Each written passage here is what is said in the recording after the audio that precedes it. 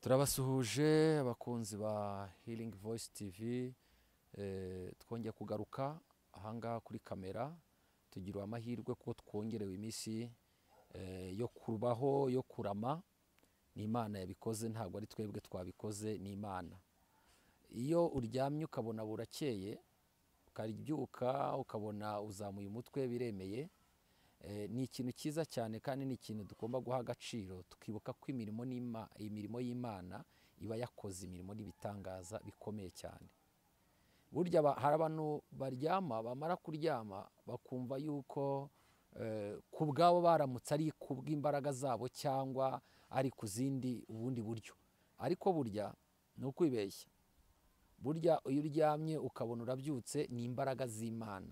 Wakwereka imbaraga z'Imana, Imana iba yakoze, iby'Imana iba yakoze ni ibintu bikomeye cyane kandi bitangaje. Niyo mpamvu tuzajya duhora dushima. Uko byutse mu gitondo ushime, uko byutse bikemera ukushime, kuko Imana iba yakurutishije ba bandi bahuye n'ibibazo, bagahura n'impanuka, baryamye wenda basinziriye, ntibongeye kongera kubyuka, wowe ukawarusha, nta kintu uba ubarusha. Niyo mpamvu rero twebwe nk'umukristo aba akwiye kubyuka mu gitondo agashima Imana yuko imubyukije amahoro. Yajya no kugenda akagenda avuga ati Imana nkuragije n'urugendo ngiye gukora. Yagera na saa sita akavuga ati Imana ngushimiye ko wampaye ibyo kurya. Wibuke ko Bibiliya ivuga ngo tujye dushima Imana, ifunguro ridutunze uriduhe none. Niba ukwiye gushima Imana kuko Imana ibiguhaye ifunguro, kuko hari benshi nabo baba baribuze, ariko wowe ukagirirwa amahirwe ukaribona. Iryo ni ishimwe ugomba gushima Imana. Rero kuri kamera za Healing Voice TV tugiye kuganira ijambo ry'Imana, ijambo ryitwa gutabarwa. Ni ugutabarwa n'Imana. Bitugwereka ko ni mu gitabo cya Esiteri mu bice 9 nicyo tugiye kwibandamo cyane, uhereye ku murongo wa mbere tuze gusoreza ku murongo wa 24. Hatubwira inkuru zikomeye cyane. Muri izo nkuru zikomeye batubwiramo abagabo babiri. Hari umugabo witwa Hamani, hakaba n'undi mugabo witwaga Morodekayi, hakazamo n'undi witwa Esiteri. Aba bantu bari abantu b'Imana, ariko Hamani nawe yangaga aba bana b'Imana, Abayuda. Iyo usomye ijambo ry'Imana kera muri iki gitabo cya Esiteri ibice 9 umurongo wa mbere, batubwira yuko yarabangaga cyane, ku buryo atifuzaga yuko nabo babaho.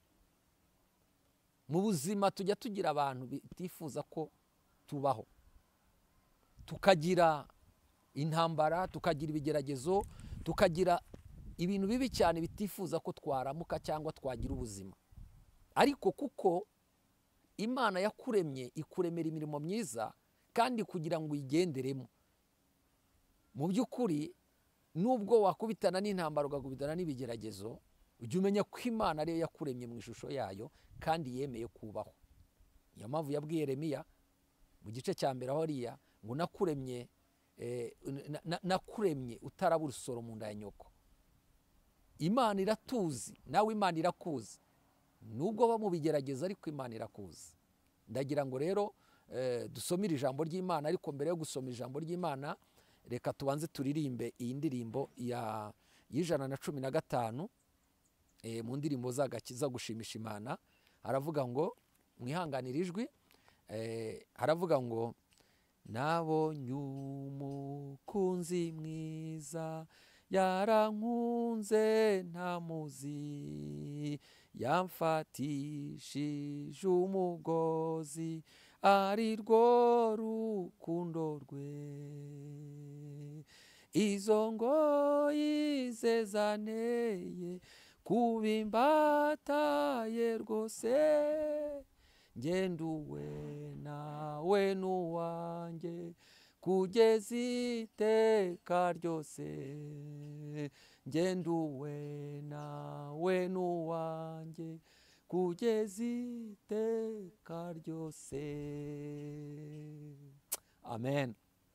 Uyu muririmbyi niwo waririmbye ngo nabonye umukunzi mwiza, yarankunze ntamuzi, yamfatishije umugozi, ari rwo rukundo rwe. Wari ubizi ko Yesu yagukunze? Yesu yaragukunze nshuti y'Imana, reka kwiheba, Yesu yaragukunze kandi yagufatishije umugozi. Uwo mugozi nta wundi adufatisha, ni urukundo rwe. Amen. Imana ni urukundo. Yagufatishije iki? Umugozi. Uwo mugozi ari we ki? Ari rwo rukundo. Amen. Hari umugozi ujya utufunga, ari we abana b'Imana, ni nawe murage yadusigiye ngo mukundane, ajya kujya mu ijuru ngo nimukundane nk'uko natwe yadukunze. Amen. Nshuti, kunda mwene so, ntukange mugenzi wawe. Mbese urabizi urimo kwanga? Urimo kwanga Imana. Neza Imana ntisa nawe, Imana irasa nawe. Nta mpamvu yo kumwanga. Rero mukunde. Ibyo wakora byose nawe yagukorera ibintu byose, ariko umukunde. Ubwirijwe kumukunda kuko niryo tegeko ry'Imana ngo mukundane. Niryo tegeko riruta ayandi mategeko yose ngo mukundane nk'uko Kristo yadukunze. Nshuti yanjye rero ndagira nkubwire ngo wabonye urukundo rw'Imana. Haleluya. Yesu yaragukunze, agusigira ijambo rivuga ngo akubohesha umugozi ari rwo rukundo. Nta wundi mugozi atubitsa cyangwa yatubohesheje, ni umugozi w'urukundo. Guma mu rukundo rwa Yesu Kristo, kandi urwo rukundo rugere kuri bene wanyu, n'ababandi uzi n'abutanazi ubakunde, n'abaguhemukiye, n'abatumye umera gutyo ubakunde, n'abatumye bigenda gutyo ubakunde. Nanjye abampemukiye nanjye ndabakunda, naranabakunze. Nta mpamvu yo kubitura inabi bangiriye, oya, ahubwo ndabakunda. N'ubu ndabakunda, babyumve ko ndabakunda. Nubwo hazi iki, ariko ndabakunda kuko ndi muri rwa rukundo rwa Kristo. Kuko Yesu ni urukundo, Imana yacu ni urukundo, kandi urwo rukundo ni rwo dushaka ngo dukundane nk'uko Kristo yadukunze. Amen. Karagaciyeho yaryo jambo kugira ngo wumve ni message yo muri iyi ndirimbo ngo nabonye umukunzi mwiza. Ndagira nkumenyeshe ngo hari umukunzi wagukunze, hari uwagukunze. Uwo ni Kristo, uwo ni Imana. Imana ikugirire neza kandi dufashe. Tujye muri rya jambo ryacu ry'uyu munsi. Ijambo riri muri Esther ibice 9, turahera ku murongo wa 24. Esther 9:24. 24 haravuga ngo kuko Hamani mwene Hemedata umugagi umwanzi w'Abayuda bose yari yagambiriye ko arimbura Abayuda, kandi yari yejeje inzuzi zitwa Puri ngo abarimbure abamareho. Imana idufashe, Imana itugirire neza. Hepfo haruguru naho akatubwira ngo mu bice 9 umurongo wa mbere ngo ku munsi wa 13 w'ukwezi kwa 12 kwitwa Adari, itegeko n'iteka by'umwami byendaga gusohozwa. Niwo munsi abanzi b'Abayuda bibwiraga ko bagiye kubagiriraho ububasha, ariko birahinduka, Abayuda baba ari bo babagiraho ububasha kuko ku banzi babo. Imana idufashe kandi Imana itugirire neza. Amen. Ndagira ngo tuganirire ijambo. Tubonye ibintu bibiri. Tubonye ko hari umugabo witwa Hamani mwene Hadadi. Uyu Hamani yari yaragambiriye cyane, cyangwa yangaga ubwoko bw'Abayahudi cyangwa bw'Abayuda. Yarabwangaga cyane. Nta kintu na kimwe cyiza bwakoraga ngo yishime, ahubwo ikintu cyose bakoraga yakibonagamo ikibi kuko yamaze kubanga. Ariko nawe siwe, yari umwanzi wamukoreyemo kugira ngo yange Abayuda. Yanze aba Bayuda. Hari harimo umugabo witwaga Morodekayi n'umugabo witwa Esther. Uyu mudamu witwa Esther nawe yari yarabaye umwamikazi, umwami Hasuwerusi. Uyu mwami yari afite uyu mugore Esther ari nyirarume witwa Morodekayi, ariko uyu Hamani yari abizi. Nshatse kuvuga iki? Umwanzi nubwo yakurwanya, ariko ntacyo azagutwara nubwo bagucira ibico byinshi. Hamani ntiyari azi ikintu Imana yavuze ku bwoko bw'Abayuda, ntabwo yari akizi. Iyo aza kubimenya ntabwo aba yaratinyutse gutekereza ko agiye gushaka kubarwanya ndetse no gushaka kubica bose ngo babamare. Iyo aza gusobanukirwa ubu bwoko bw'Abayuda, amasezerano yabo, nshuti y'Imana, ushobora kuba muri wowe ufite ibibazo n'intambara n'abantu bakwanga, ariko ntibazi icyo Imana yavuganye nawe, ntibazi icyo Imana yavuganye nawe. Ndagira ngo nguhumurize nkubwira ngo hari icyo Imana yavuze kuri wowe, hari icyo Imana yanditse ku buzima bwawe, hari icyo Imana yanze, hari icyo yanditse, icyo kandi kigomba gusohora. Haleluya, Imana ishimwe cyane. Uyu Hamani yafashe umwanya munini cyane, kandi batubwira ngo uyu mugabo yari umugaba w'ingabo, yari umuntu ukomeye cyane, yari umutoni ku mwami Ahasuwerusi. Ahangaha muri ibi bihugu 120 ngo yafashe inzandiko zose, ngo azandika yuko bagomba kwicwa ubwoko bw'Abayuda bwose, buri shushani hose bugomba gupfa bakamaraho. Bamuha uburenganzira, umwami aranabisinyira. Ariko ndagira nkubwire ngo nubwo bari babisinye, ntibari bazi ko ijuru ryari ritarabisinya, byasinywe n'umuntu, ariko ntabwo ari Imana yari yasinye. Imana idufashe kandi Imana itugirire neza. Ndagira nkubwire ngo iyo igihe kigeze, Imana iratabara. Umugambi yarawupanze arawuzuza, akimara kuwuzuza, ariko Imana nayo ipanga undi mugambi wayo. Haleluya, wo kugirira neza ubwoko bw'Abayuda. Umwanzi agupangira, Imana nayo igupangira gukira.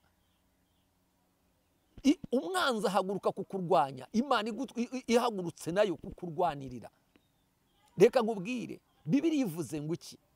Ngo yari yanditse inzandiko nyinshi cyane, ngo yavuze ngo ndabumaraho ubwoko bw'Abayuda bwose, ndabamaraho mbatsembeho barangize. Ariko nyamara uyu mwanzi w'ubwoko bw'Abayuda yari yamaramaje yuko agomba kwica ubu bwoko. Ariko se yarabwishe? Ntabwo yabwishe. Ndakubwira wowe unkurikiye, nubwo bapanze gahunda nyinshi cyane ku buzima bwawe, ariko ntacyo uraba. Ndagutangariza ngo Imana iri mu ruhande rwawe, umubisha ntawe. Imana yagupangiye ntacyo waba, Imana itakurekuye ntacyo waba. Twasomye ijambo ry'Imana hariya muri Esiteri ibice 9 umurongo wa mbere, ngo mu kwezi kwa 12, amen, ngo kwitwaga Adari, ngo ibintu byabaje guhinduka. Hari ibintu bigomba guhinduka uyu munsi wa none, hari ibintu bigomba guhinduka ku buzima bwawe. Nubwo umwanzi akurakariye, nubwo umwanzi agufitiye gahunda nyinshi, ariko hari ibintu bigomba guhinduka uyu munsi wa none. We kwiheba, hari icyo Imana igomba guhindura. Esiteri yarasenze, Morodekayi nawe arasenga, Imana ibana nawe, barasenga, arasenga, yegera Imana, asenga iminsi 3, basenga birije ubusa, ariko Imana iza guhindura. Haleluya, uyu munsi wa none Imana yahindura ibintu byawe. Uyu munsi wa none Imana yahindura ubuzima bwawe. Kuki urimo gutinya? Ufite ubwoba bw'iki? We kugira impungenge z'ibyo byose bagupangiye mu kazi, barimo kugupangira. Ariko nagira nkubwire ngo barimo gupanga, Imana nawe igupangira umugisha. Amen. Barimo gupanga, Imana ipangura. Haleluya. Reka nkubwire, icyo Imana yakuvuzeho kigomba gusohora. Hari ijambo ugendana, Bibiliya ivuga ngo n'icyo Abayuda barusha abandi, n'icyo Abayuda barusha abandi, n'iki Abayuda barusha abandi. Bibiliya ikongera ikatubwira ngo babarusha muri byose, nuko bagendana ibyavuzwe n'iki? N'Imana. Hamani ntiyaza kumenya icyo yuko Imana yavuganye n'abo bwoko bw'Abayuda, ikababwira ngo aho bazajya hose izaba iri kumwe nawe. Nibaca mu mazi ntacyo bazaba, nibaca mu muriro ntibazashya. Amen. Aha yarahagurutse aravuga ndabamara, ariko Imana nayo iravuga ati ndabakiza. Bibiliya tubwira ngo uko kwezi kwa 12, haleluya, kwitwaga Adari. Usomye neza mu bice 15 akubwira ngo nibwo Morodekayi Imana yabahaye ifilimi cyangwa ibaha indi sura nshyashya mu Bayahudi bose, mu Bayuda bose, i Babuloni hose, Ishushani hose baratangara babonye uburyo Imana itabaye, ibintu byahindutse. Ababona baratangara, ibintu koko bijya bihinduka. Umva nshuti yanjye, ibintu bijya bihinduka. Uyu munsi wa none aho wicaye ibintu byahinduka. Wari uzi ko umuntu agupangira nabi, Imana igupangira neza? Umuntu umwe yigeze kunsuzugura, amaze gusuzugura anyita n'izina rikomeye cyane, arantuka cyane. Amaze kuntuka ndituriza ndicecekera. Uwo twari turi kumwe batari kuyu nguyu ni muntu ki? Urabona ukuntu agututse, ibaze kukubwira ngo uri imbwa. Nari ngira umusore icyo gihe, arambwira ngo ndi imbwa. Yari umukobwa, ngo uri imbwa. Undi aravuga turatuka umukozi w'Imana ngo nimwe.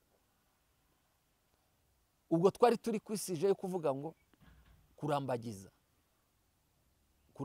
Ubwo nabwo n'ubuhamya. Ariko umukobwa arambwira ngo uri imbwa, imbwa ngo ntago yantunga. Ariko ndagira ngo ubwire ngo ntiyarazi icyo Imana yavuganye nanjye. Yesu ashimwe cyane. Ntiyarazi ko Imana hari icyo yavuganye nanjye.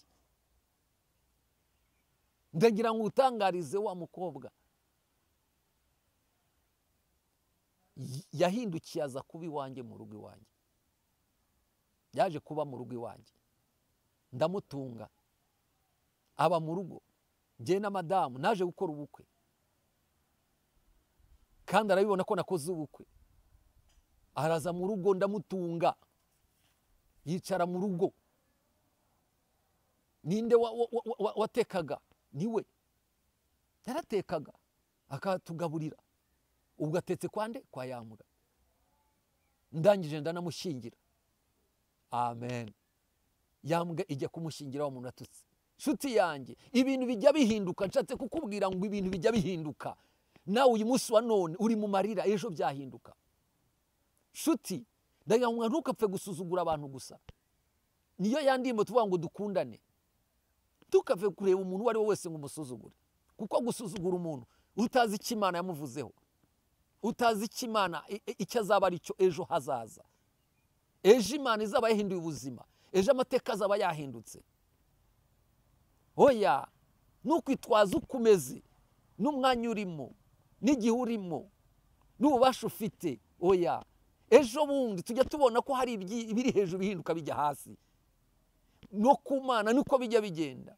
Ejo bundi ushobora kuvuga nabi ukamufata mu yindi sura yindi, ariko nyamara Imana ifite umugambi kuri we ko azaba neza. Ni kenshi dufite abantu benshi bagiye basuzugurwa, ariko Imana yagiye itera iteka ikabazamura, ikabaha ubuzima.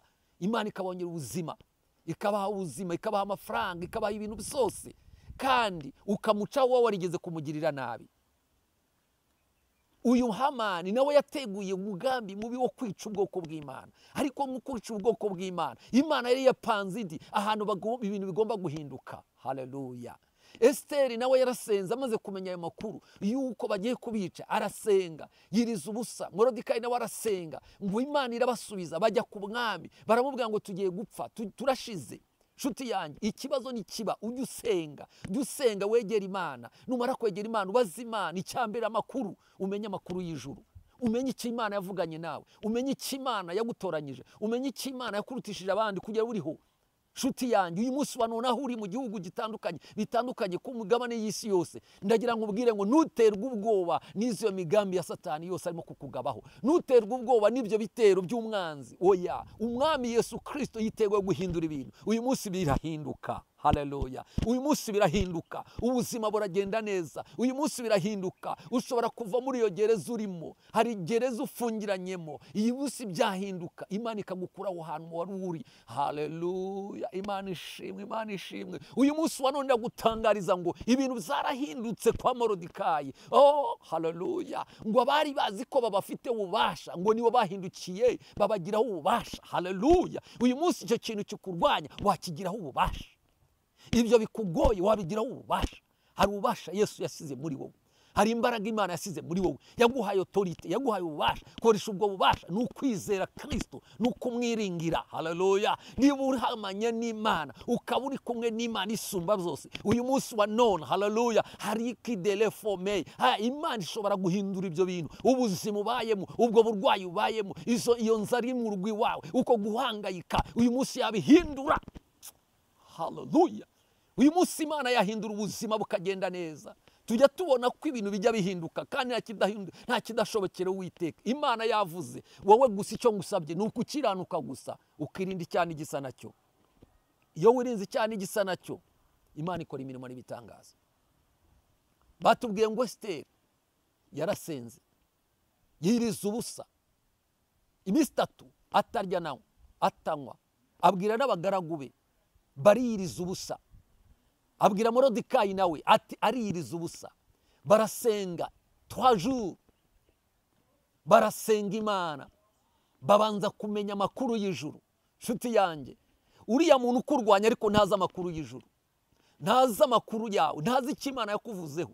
Hari icyo Imana yavuze kuri wowe, hari icyo Imana ishaka gukora ku buzima bwawe, hari icyo Imana ishaka kuhindura kuri wowe. Haleluya. Nubwo bakureba mu yindi sura, ejo bazakubona mu yindi sura nziza, ejo bazakubona Imana yahinduza ubuzima bwawe. Haleluya. Nshatse kukubwira ngo bashobora kukureba mu isura y'ukuri umupagani, ariko ejo bundi ukaba umukristo. Nicyo kintu cyiza cyanezeza Imana cyane. Haleluya. Bakakubona wahindutse, bakabona uri umukozi w'Imana urimo kuvuga ubutumwa bwiza. Nyamara bakurebye bakakureba mu yindi sura yindi y'iki y'ubupagani, ariko uyu munsi wa none bridestarobeni. Haleluya. Imana yakudelesta, Imana yateguye ibintu bizahindutse. Waba umukristo ugatangira kuvugira Imana kubarusha, kandi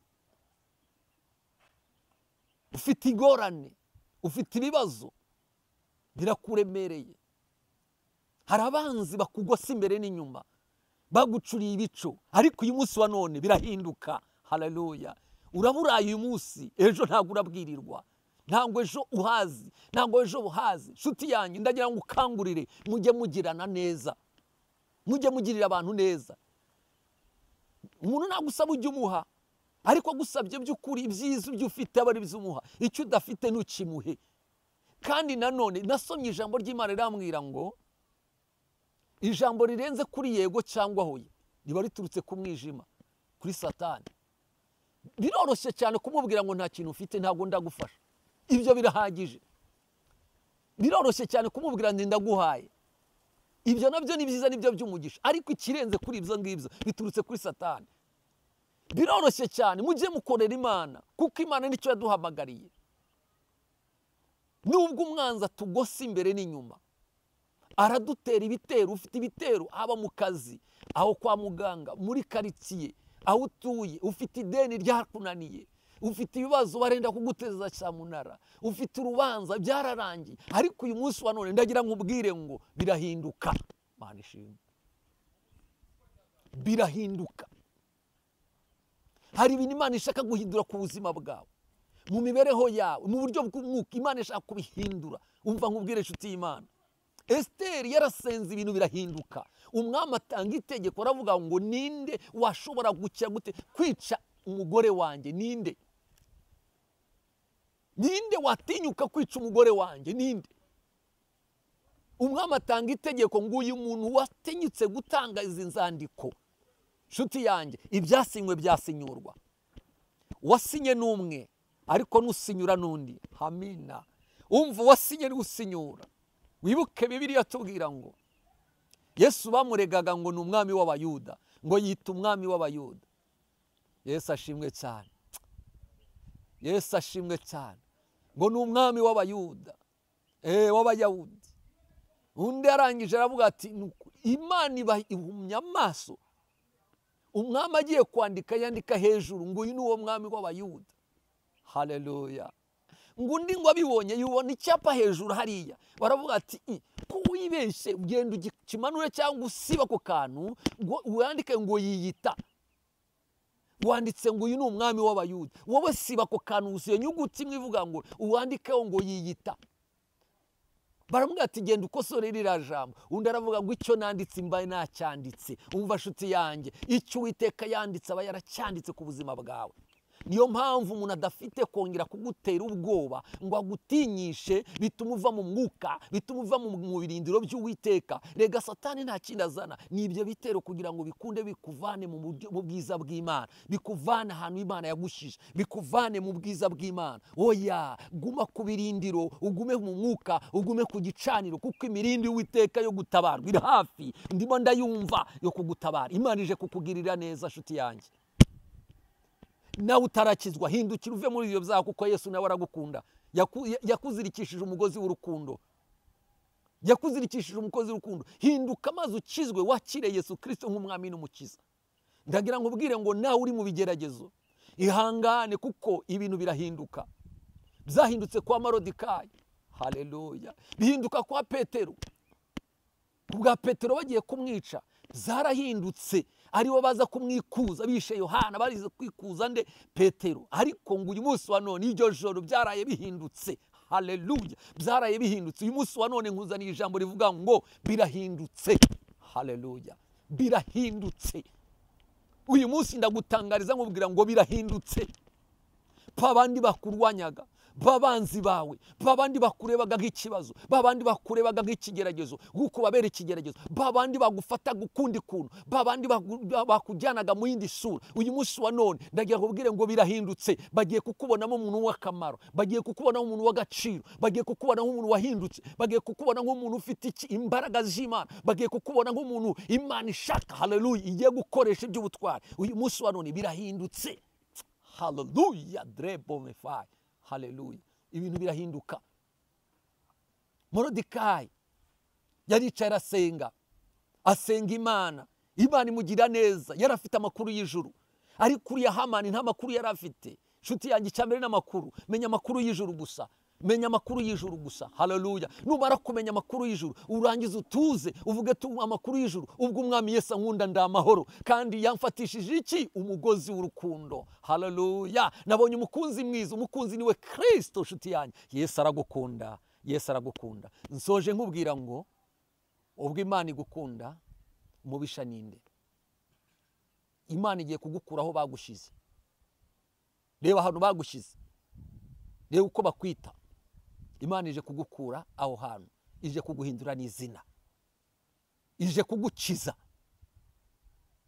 Hari ibyahindutse uyu munsi aho uri, hari ibyahindutse, hari ibyakunaniye, hari ibyananiranye. Urabizi muri famille yawe hari ibyananiranye, aho ugenda hari ibyananiye, mu kazi hari ibyananiranye. Ariko Imana ije kugushyira ahantu heza, ije kugushyira ahantu heza, kuko ibintu byahindutse, birahindutse. Ubwo umwami Yesu ankunda ndamahoro, Yesu aragukunda. Nshuti yanjye, soje nkubwira ngo birahindutse, birahindutse. Aho wicaye birahindutse, mu kazi, mu byo ucuruza birahindutse. Ntabakiriya warababuze, ariko birahindutse. Uwawe arafunze, ariko birahindutse. Bagukuye kuri liste, birahindutse. Usubiyeho urubanza, byagenze kure yuko uyu munsi urawutsinze, birahindutse. Hari ibintu Imana igiye gukora. Umuririmbyi ngo sinzi kujya ubigenza, sinzi kubigenza, sinzi kujya ubikora. Ntabwo ubizi wowe, ariko Yesu arabizi, kuko yarakuremye. Niyo yakubwiye ngo yarabafitiye umugambi mubi, ariko uyu mugambi Imana yawuburijemo. Imana iburijemo imigambi abanze bawe bagufitiye. Urakoze cyane. Imana ikumera umugisha, kandi Imana ibane nawe, Imana igukomeze muri byose. Ndagira ngo wowe utarakira Yesu usubiremo aya magambo ati: Mwami Yesu, ndakwizeye, ndakwizeye. Umbabarire ibyaha byanjye, umbabarire ibyaha byanjye, unkure mu gitabo cy'urupfu, unyandike mu gitabo cy'ubugingo. Nizeye imbabazi zawe, nizeye urukundo rwawe. Urakoze Yesu, urakoze kumbabariye, kandi urakoze kunyanditse mu gitabo cy'ubugingo. Amen. Uyu munsi urakijijwe, uyu munsi urakijijwe. Nawe urwaye ubwo burwayi bwawe, uyu munsi wa none Imana irabihinduye. Bakubwiye ko utazakira, ariko ugiye gukira. Birahindutse, birahindutse. Indwara irabonetse. Abakugambanira bagiye gukorwa n'isoni. Yesaya 7:7. uyu munsi wa none iyo message ndagije nkubwira ngo Uwiteka abane nawe, Uwiteka agufashe kandi akugirire neza. Reka dusenga Imana. Mana Data wa twese uri mu ijuru, tugushimye kubw'aya magambo meza atambutse. Reka agende agere ku isi hose kandi agende ku mitima yari bakurikiye, ubahereza umugisha abaryumvishije ijambo. Reka rigende rigere mu mitima, rigende rikore, kandi abari bafite ibibazo, abari bafite ingorane, abo nabo batabare. Kandi ndagushimye cyane yuko hari ibyo wahinduye, hari ibyo wahinduye ku buzima bwabo, ku mibereho yabo, mu nzira bagenda, mu tuzi bakora, ahantu bari Imana bose. Ndagushimye kuko ubihinduye. Ngushimiye ibyo kuko ubikoze dawe. Abari kwa muganga nabo ukuru abatabaye, abari barabuze indwara zibonetse, abari batarakira bakize. Ngushimiye kuko ibintu bihindutse. Nguhaye icyubahiro kuri gikwiriye Nyakubaha mwiza. Abafite ibitero, abafite intambara, abo nabo waha imbaraga zo kwihangana kuko wamaze guhindura ibintu. Kandi Mwami Yesu Kristo, ndagushimye kuko hari abakijijwe. Urakoze kuko ubikoze. Icyubahiro gikomeze kibi cyawe mu izina rya Yesu Kristo, amen. Imana ibahe umugisha abakunzi ba Healing Voice TV. Imana ibane namwe, tuzakomeza dusubira, kandi Imana ibane namwe kandi bagure gusa birahindutse.